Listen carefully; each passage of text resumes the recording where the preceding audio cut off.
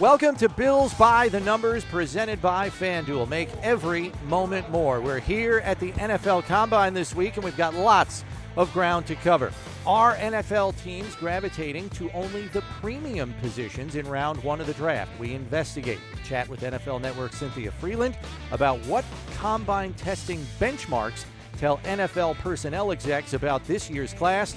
And our one burning question asks, what is Buffalo's best option for backup QB? Did someone swipe my track shoes for the 40?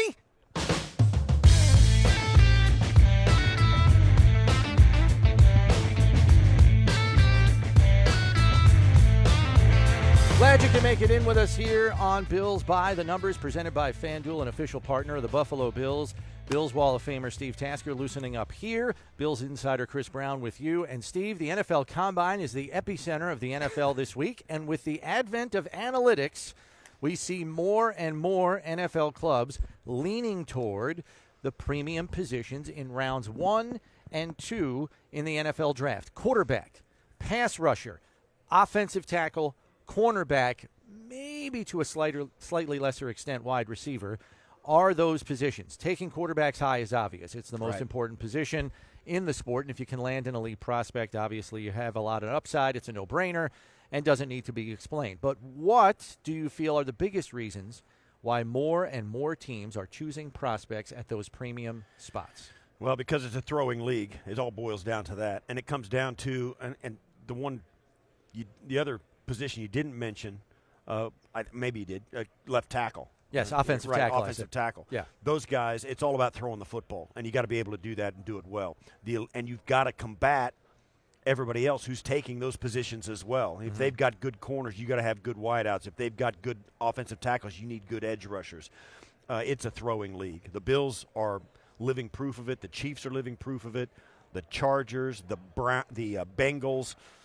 You go down the list. It's a throwing league. And the key positions when you throw the football are the pass rushers, pass catchers, and pass protectors. And, of course, the quarterback. Yeah, and the pass coverers, the corners, too. Yeah, the corners. And, and because of what you stated, the finances of this league have revealed that those are premium positions in terms of dollars and cents. Right. And for GMs in this league, we talked to Chargers GM Tom Telesco on our daily show, One Bills Live, this week. Those are the guys you want cost control on as long as possible. You draft one of those guys in the first round, you have an option to control their rights for 5 years instead of just 4. Right. And you get that extra year of keeping that player on your roster on a rookie contract conceivably, because if you have to go out in free agency and fill holes at offensive tackle, cornerback, quarterback, or pass rusher, you are paying gigantic money, and that cripples you on your cap. It's a juggling act, because think about it. Like, for instance, the Bills, they've got one elite corner in Tre'Davious White, and they're paying him a ton of money, but it's hard to get 2 of those guys, because if you get 2 of them, then you have to rob Peter to pay Paul. Now you're compromised at your safety position. You can't pay a top-flight safety. You got some guy off the street playing safety or nickelback. Dolphins are in that position exactly. with 2 corners like that. So if you're going to do that, fine. But if you can do that, you can get 2 great corners if, for instance, by the sheer timing of it, you hit big on a couple of rookie safeties or a rookie nickelback or a rookie defensive end who can rush the passer. If you can balance it that way, and the big money positions we're talking about, you can combine that with a couple of elite prospects or elite guys who you're paying like elite guys, who are playing and producing like elite guys, and you can sprinkle in draft pick hits where you've got guys on their rookie contract who are playing at a high level. Yeah, okay, that's the balance you're trying to strike. But, man, to time all that up, because, okay, you got 2 good corners. Yeah. Now you can't draft another DB now. You've got some problems at other positions. We got to use those picks on at wide receiver, at tight end, at running back, at quarterback, or whatever, a guard, at interior offensive line. The timing doesn't work up to have those elite players and still be able to get one of those guys in the draft because you've got other needs. So it's a juggling act. There's a lot of balls to keep in the air, and only when the draft order and the prospects fall perfectly for you, can you make that happen? Unless you get one of those guys in the 5th round that turns into a home run. Right. And I think if you look at the Bills and what they've done during the McDermott Bean regime, they've done pretty well at targeting those elite positions in rounds 1 and 2 right. over the 5 drafts that they had. Bean has only had 4. He came after that first draft class that McDermott did with the previous GM, Doug Whaley. Right. But taking a look at the numbers, as we are wont to do here on this program, the Bills during the McDermott Bean regime, and we are including the 2017 draft, since McDermott was on board for that one, Buffalo's premium position drafting in round 1 and round 2 looks like this. Premium positions. Quarterback, they've drafted 1. Obviously, Josh Allen in 2018, round 1. Offensive tackle, they drafted 1 in 2017, round 2, Deion Dawkins. Cornerback, they drafted 1 in 2017, round 1, Tre'Davious White. Defensive end, 3. A.J. Epinesa, round 2, 2020. Boogie Basham, round 2 last year. Greg Rousseau, round 1 last year. And wide receiver, if you want to throw that into the mix, 1. Zay Jones, round 2, 2017. What do you make of that rundown and the Bills' ability to successfully target the premium positions to have bona fide starters in their lineup? Well, they got bona fide starters at 4 of those positions. Josh Allen, Deion Dawkins, Tre'Davious White, and Greg Rousseau, who played a bulk of the snaps, even though they rotate those guys through. He turned down to be a 3-down defensive end. I think for a lot of people, surprisingly, 3-down defensive end. And then you go on A.J. Epinesa, Boogie Basham, and Zay Jones was probably the only guy in there that's like, okay. But you also go down in the 2017 draft. They got Matt Milano. They got Taron Johnson.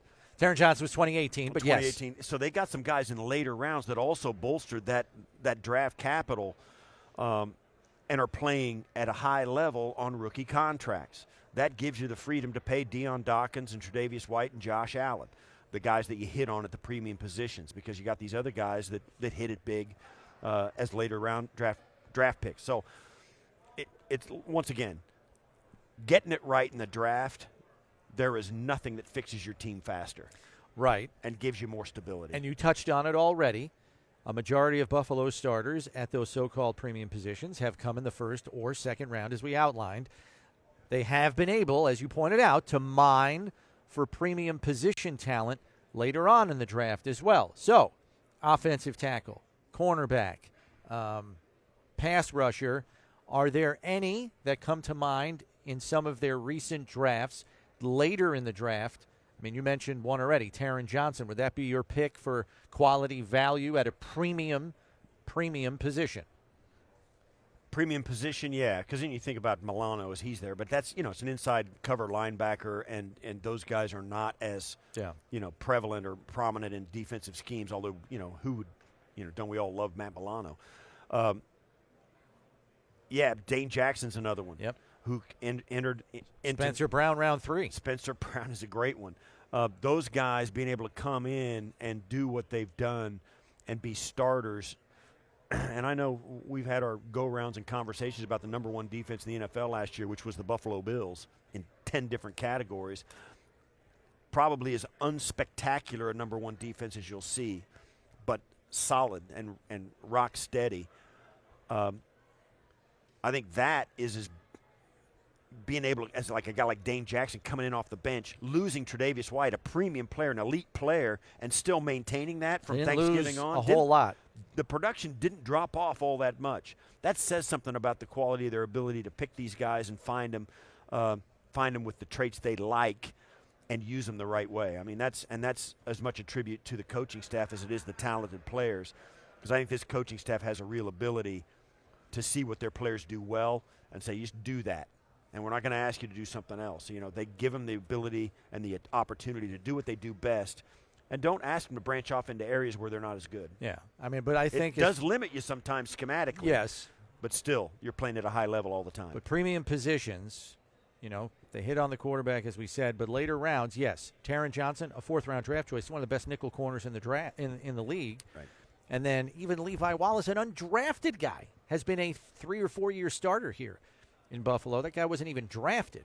So the Bills' ability to even hit on premium positions late in the draft or even outside the draft is part of the reason why they're one of the most complete rosters in football. We take premium position drafting right into this week's numbers game, where we test Steve on his round 1 draft memory. Oof. Steve, are you ready? I'm ready. Go. Question number 1. Can you name the last non-quarterback to go first overall in the draft? So it was Trevor Lawrence last year. It was Joe Burrow the year before. Was it Chase Young? Chase Young went second in the draft, but you're on the right track, position-wise. They're giving me the buzzer back in the studio. They are giving you the buzzer. All right. That broke my concentration. Who was the guy before Chase Young, the pass rusher? Who was it? You got the position right. You're going to hate yourself. It was the guy from Cleveland. Yes. You're not right there. Chubb. Not Chubb. It was, what's his name? What was his name? What's his name? The pass rusher from the pass rusher from Cleveland. Yes. Got into a helmet swinging incident with Yeah, Mason Rudolph. yeah, I know. It's right there. It's right there. His initials are MG. Still not clicking. Myles Garrett. Myles Garrett. There you go. 2017. I hate myself. Question number 2. I think people must enjoy my discomfort. Oh, they love watching you struggle. Question hate that. number 2. In the last 20 NFL drafts dating back to 2002, how many first overall picks do you think were quarterbacks? 20 drafts. 20. Give me a number in terms of how many quarterbacks went first overall in that span. Mayfield, Trevor Lawrence, Joe Burrow. Going back a long way. Yes. So I understand we're going into out of the 20? 20 drafts, how many first overall picks were quarterbacks over those 20? I'll say it's over half. I'll say like 12. That's not a bad guess, but it's incorrect. It's 15. Wow, yeah. 15. Yeah. That's more than I thought. I was kind of when I said, let me look that up. I guessed, and I said 11. So I was right where you were, but it's more than that. It's 15. 15. Question number 3. Amazing. Since 1982, Steve, only 7 defensive ends have been drafted first overall. I'm going to see if you can name 5 of them. Of the 7? 5 of the 7 since 1982. There's a couple in there that are gimmies, including a former teammate of yours. Bruce. Okay, so Bruce is 1, correct? And Myles Garrett we just talked about. Myles Garrett is 2. Use the test to take the test. Good job, Steve.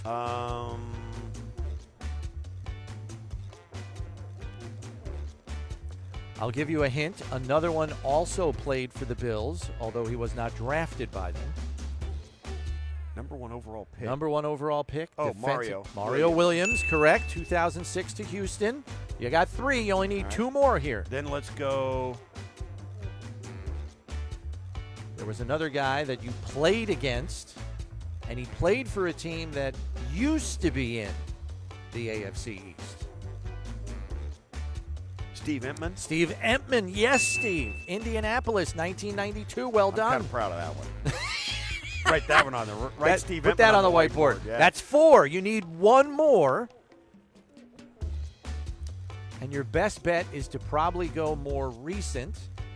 Right. And this guy played with Myles Garrett in Cleveland last year. Jadeveon Clowney. There you go. Well done, Steve. 5 out of 7. Who are the other Jadeveon Clowney, 2014 Houston. The other one was an old-timer, 1982 Kenneth Sims, New England. I wouldn't have got that. Yeah, I wouldn't have gotten it either. And then the other one, totally forgotten man, big swing and a miss by Cleveland, Courtney Brown in 2000. Who's he? What's he? Yeah, Courtney Brown. I would not have gotten Gigantic miss. Wow, that's too bad. Question number 4. Right. Only 3 wide receivers have ever been the first pick in the NFL draft. Can you name them? Calvin Johnson. No. What? That's a miss by everybody. I think he was the 2nd overall pick, All right. if I remember Not Calvin right. Johnson. Wow, that was my big ace in the hole right there. One you know very well. He played in your era. And and you would be mad if you did not get it. And I'll give you the year. 1984 draft. Number 1 pick. Really? That was the year. No, 84 wasn't. Oh, yeah, okay. 84. 84. That was the year before Bruce. Yes. Number 1 pick in the draft. And he went to a team in the AFC East. Wide receiver.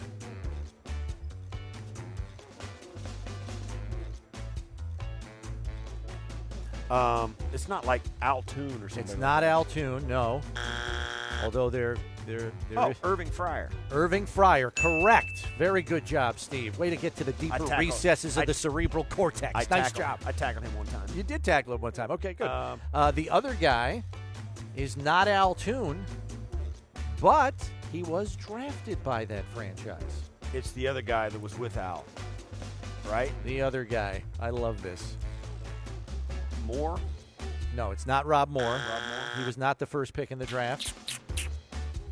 Certainly wasn't Wayne Corbett. It was not Wayne Corbett, but he played in the 90s and the early 2000s. For the Jets?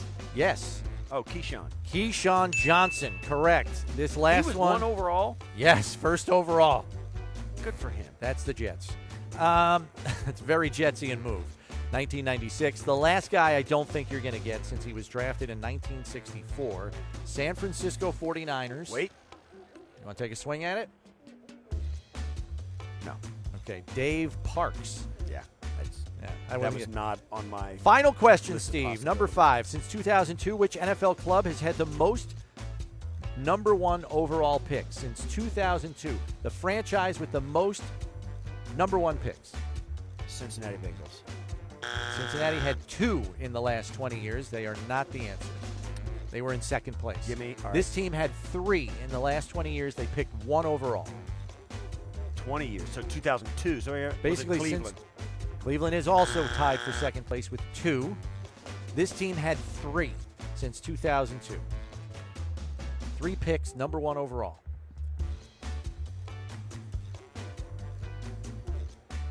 Jacksonville. Not Jacksonville, but you're on the right track. Houston. Houston Texans. Good job, Steve. The Houston Texans had 3 number 1 overall picks. Yes. So that is the numbers game. Wow. And Steve, I kind of put you through the ringer a little bit on that one. Those were tough, and I don't blame you. So nice job in the numbers game there. A reminder that right now new customers can get their first bet risk-free up to $1,000. Just sign up today by going to sportsbook.fanduel.com or by downloading the FanDuel Sportsbook app. FanDuel Sportsbook, an official partner of the Buffalo Bills. We turn now to an interesting conversation with NFL Network's analytics contributor Cynthia Freeland, who recently put together a piece on what to watch for during NFL combine testing. Here is Cynthia. Okay, so let's begin here, Cynthia. You know, you had your 4 things to look for here at the combine on NFL.com recently, and the one that piqued my interest the most was, and this is how fine people are cutting it now, you're talking about hip height while in action for offensive linemen. My question is, how the hell are you mapping that to determine whether an offensive lineman kept their hip height within 3 1/4 inches of where it's supposed to be throughout the play? I'm going to tell you, our camera crew has done the 40 the same way for years, which is great for me because I can take computer vision. And this is why when I was in grad school, I was like, I got to measure something that's like interesting and useful, but it can't be about quarterbacks because there's so much nuance to quarterback. I'm not give me away from that, right? So let me do something that no one wants to touch. And I was talking to Russ Grimm, who's like a legendary O-lineman, and he's like, there's nothing you guys in analytics can do that can ever help me with anything. And I'm like, the heck there's not, a challenge. Right? And I was like, okay, so, and I'm like, well, what's a problem you have? He's like, tell me who a waist bender is before they get on the field. And I was like, okay. And so I spent a lot of time with computer mapping gigantic men's booties. It was a lot, and knees and ankles, and which way their backs were, body moving. lean, yeah, exactly. Angle. So what I then realized is if I looked at the first 10 split of those big O men's 40s, not for the time, right, but the first 10 split, and if they can keep their hips within, it's a function of their height. So, they're all pretty tall, so it has to be like within a very small range. If they can keep it within about 3.5 inches, then they end up not being waste spenders. Because you know they can sit in pass protection. And by the way, if your O-lineman's running 40 yards, I don't care where his hips are at the end of that, because like everything has gone awry. Cynthia, you're a goner. But that hip height, come on. Okay, so but that's motor mechanics, I get Steve. it. I mean, that speaks to motor mechanics. You rolling also your had, hips into the block. You also went down, and we were laughing before we came on about the parameters. The teams say, well, he's our prototypical size, and what they don't people don't get at home, and I don't not only get, I don't really care, but it's the parameters that each team, and it could vary between each franchise. Yep. There's a range between what the ideal height is for a wide receiver, and not only a wide receiver, but a slot guy as opposed to an outside guy, a corner as opposed to a safety, and all that stuff. And they've got parameters that are like 5 or 6 different statistics, and it's all measurements and height and weight. But it means something to these clubs. So, really, the whole value of the combine, and maybe I shouldn't be saying this because the league won't like it. We've said it. But it's kind of the same thing like when you apply to college. Like, you got to take the SAT. You got to do the application. You got to write the essay. But on some level, like, your body of work already speaks for itself. So as long as you're staying within ranges, then you're not giving a team a second chance to go back and be like, what's wrong? You ran a 5.3 40? Like, that's terrible, right? So you got to fall within the ranges to show that you can kind of do the process, right? Like, get the job. It's the job interview. Do it. Yeah, and the specifics of what they're looking for in each position is really amazing to me. But there's always, the outlier that kind of squeezes through, and it's John Randall, who goes to the the Hall of Fame kind of guy. But here's the difference. You need to know if what you're looking at is kind of normal or not. So the ranges that I give have been players. So I did it backwards. I took players who were coaches and we sat down. Who's elite? It's very hard to find elite. Who's above average? Who's average? Who's below average? Who's well below average? We have 5 buckets, right? So and you gotta figure out who goes in each one. Then I mapped their resumes backwards. Who were they? What were the numbers we saw? What did we see from their college resumes? You are a goner. I know. There's a lot. Well, she's a self-proclaimed geek. So I'm not. Okay. Listen. So if I were trying to make sure you thought I was cool, sitting here, I would be. I'd be the worst. But you're cool. I'm definitely not. Tell me. No. Yeah. Okay. So you map it backwards, and that just happens to be the guys who ended up being above average or elite. The ranges that you find are what they happen to be. Right. Now, the cool part is if you look over time, teams are getting faster. And actually, certain positions are getting smaller. Linebackers are getting shorter. Yeah. And then if you look to see, safeties are actually getting faster. But corners are staying the same. And it just shows you how the evolution of the game maps to what's going on. It's less, there's no you're not in my range. You are 6'3" and 3 inches. You're too tall. No, it's not that. It's showing you who has been successful. So now we see this is the supply of new players. Right. This is who's going to be on the field for the next however many years.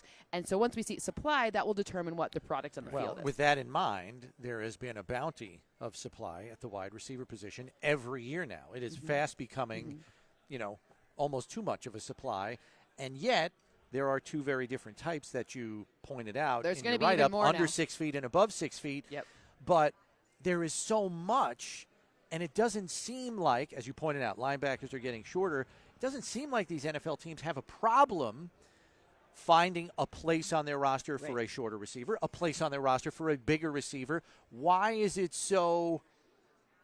there diversity, equity, and inclusion at wide receiver as opposed to some of these other positions where it's getting very specific? Because in college, the film that's being put out, they're using a lot of more, wow, that was terrible English, a lot more different looks, the alignments, the different use cases for receivers. In the past, I asked Michael Irvin, and he told me he never caught a pass at or behind the line of scrimmage, and I didn't believe him. And then I went back to all his film. He didn't catch a pass at or behind the line of scrimmage. Right, yeah. Everyone's being used differently now. Deebo Samuel is a completely different Swiss Army knife style tool that just wasn't available because colleges are doing things differently, because college O-lines are being played different. College defense is being played differently. So there's on this film, it makes coaches, especially offensive coaches, I'm pretty excited. I can use this in a different way and trick the defense. Defenses will adapt, and they have.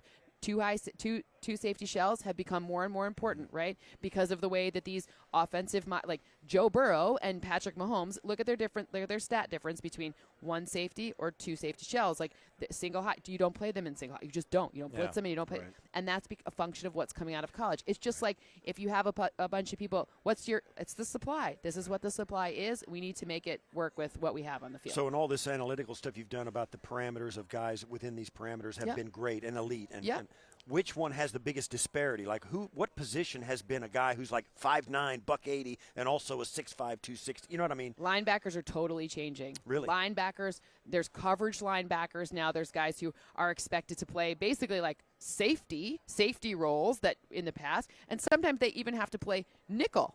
Right. Like what's being asked of them has been so diverse that it's really changing that position quite substantially. It's also a function of more pass-catching tight ends, more tight ends that are used in multiple schemes, more of these different wide receivers. So linebacker has had to really adapt. Same with safety-ish, linebacker-ish. Like you're going to see, Isaiah Simmons, who came out of Clemson a couple of years ago, plays for the Cardinals now, and his first year was rough. This second year, he played significantly better. He and Budda Baker are now kind of like the new, how does a defensive back, let's call him that, and linebacker work together, because Simmons is technically a linebacker and Budda Baker's a safety-ish. Sometimes he plays corner. And how do you hybrid this? Because you got to stop these tight ends. Like Dawson Knox is a problem for tons of teams. Well, and that speaks to the next challenge, I think, for coaches, GMs, personnel evaluators, because we hear this term gaining more and more traction, positionless football, particularly on the defensive side.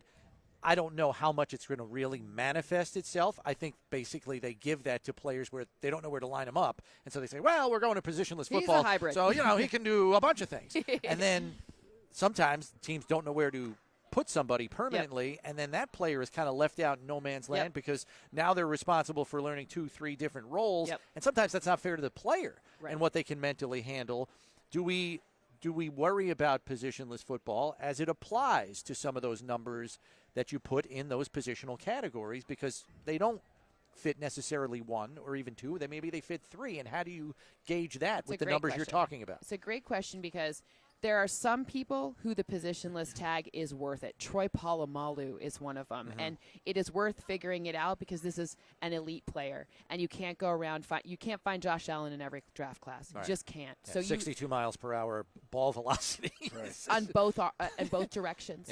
Like you don't get that with both. You either get it one or the other, if you even get it at all. So point being is, it is worth it for these top-end players. If you're starting to make all of these guys who are role players, and it's not used in the pejorative, it's still a great job. If you're trying to do that for all of them, you are wasting your time because you'll just confuse everyone. But there are some players who are special enough that it is worth it, because your value of finding those elite players, that they just don't happen very often, right? That's why they're elite. So I would say it is worth it for those guys, but it is not worth it for a guy who plays 40% of snaps. Cynthia, thanks for stopping by. Appreciate it. I know you're busy. Yeah, I mean, look, I have to come because Brandon, I know he's yes.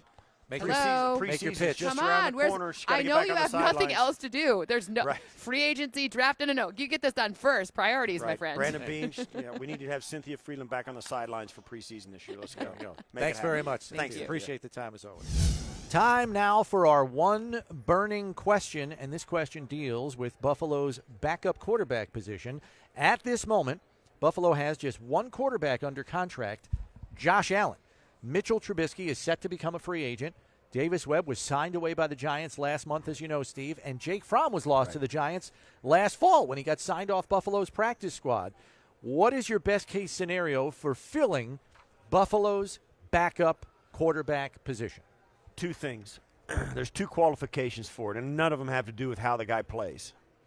One is experience. Okay. And theoretically, and I think best case scenario is experience with different teams, like been down the list with a couple of different teams at least. Second one is maybe past experience as a starter. Hasn't always been a backup, but has had some spots where he started and stuff. Guys like Ryan Fitzpatrick, guys like Andy Dalton, like that, of that ilk. Those guys are perfect.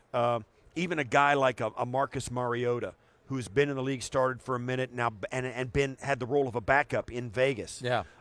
Guys like that I love. Josh McCown type guys.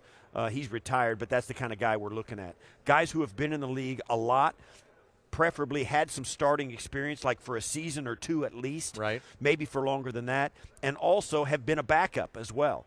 But having experience with different coaching staffs and different offensive schemes as a quarterback, having a chance to start for extended periods for either for different organizations or at least for one organization, right? And also maybe knowing that at this point they're going to be the backup. Right. All of those three things are what we're looking for. And you can fill in the blank with whatever guy out there is. And certainly he's got to be a good teammate and have all of those qualities. But a guy who fits those other qualities I just mentioned, is almost a foregone conclusion that those other things are there. You mentioned the top two guys that I would like to see in here, Ryan Fitzpatrick, Andy Dalton. I think those two guys would be perfect fits. I think Dalton's still probably got more good football left in him. Correct. But Fitz is a gamer and super intelligent, can really help and here's the Josh kind of dice up film and things like that. Let's not fool ourselves. If the backup quarterback in Buffalo has to play for an extended amount of time, the expectations are low for the team. You're taking a chunk of the percentage of production of offense off the top if Josh is hurt. Right. So you're not expecting to go to and win the Super Bowl with your backup quarterback. That's it. So just get used to that. What you need is a guy that's going to help Josh play his best. Yeah. That's the bottom line. You don't care if the guy can play. I seriously believe it. You hope he can finish a game. That's it. But if you lose Josh, you can just flush it all. You just need a guy that can take snap, and nobody cares. Certainly, people will care. You'll still win some games with whoever it is, but it's not going to be the same, and the expectations get thrown down the garbage disposal. That's why I found it interesting when Brandon Beane did say this week here on our daily show, One Bills Live, that the style of Josh's play mandates that they find a backup quarterback who's capable of doing more than just taking snaps. He's got to be capable of a little bit more. I think Andy Dalton, Fitzpatrick fits that bill. And what's also going to be interesting, too, is I'm wondering if where and for how much Mitchell Trubisky signs for in free agency will compel maybe a better quality of backup quarterback to want to come sign in Buffalo and say, hey, maybe I can go there and maximize my value as a backup and maybe get another opportunity somewhere else. I don't envision that necessarily with guys like Dalton and Fitzpatrick who are on the backside of their careers clearly. But if you can get one of those two guys, I think you're in pretty good shape if Josh has to miss a game or two because of an injury. If you got a guy that plays like Josh, okay, but they're not going to have the same skill set or the arm that Josh does. A guy that plays that same style, okay, you need a strong arm guy and all that, but guys with the traits we're starting to talk about are competing to see starters in other places. You know, they're hard to find. Plus, they don't have the experience. They don't have the all of that stuff that's going on. Certainly, there's probably some names on the quarterback rosters around the National Football League, just in or just out of the league, who are probably not on our radar because, like I said, I mean the Bills were so good at that spot last year with Josh and Trubisky. It's going to be hard to have that kind of quality and quality depth again this year. 10 words or less. Rookie, not really an option as a backup, correct? Correct. Yes. All right. Well, that was the shortest answer I think you've ever given. That was good. Correct. Experience is too much of a premium in this offense, especially with where they expect this team to go. And plus, with a new offensive coordinator, you need another veteran guy who's been a couple of laps around the league to know what's going on and navigate that situation. 100% agree. That will do it for this week's episode. If this is your first time listening, thanks, and be sure to subscribe so you know when our next episode is ready on whatever podcast platform you listen to. And remember, when you need to know about the Bills, you need to check Bills by the Numbers. For Steve Tasker, I'm Chris Brown. We'll see you next week, everybody.